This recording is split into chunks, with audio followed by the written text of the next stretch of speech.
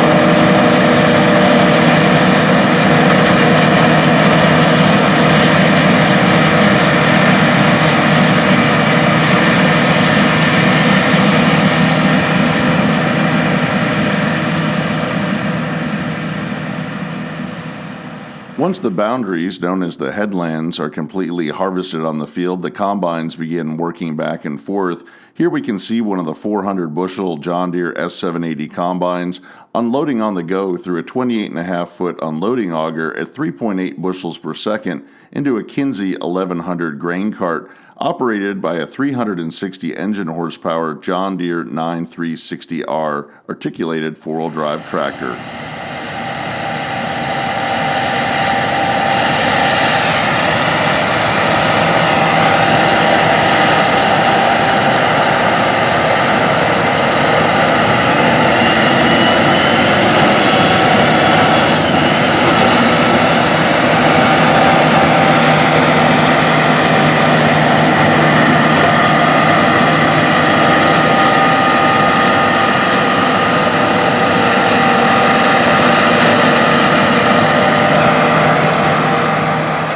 combines are finishing harvesting the winter wheat field, the farm begins planting a second crop of soybeans right behind the combines.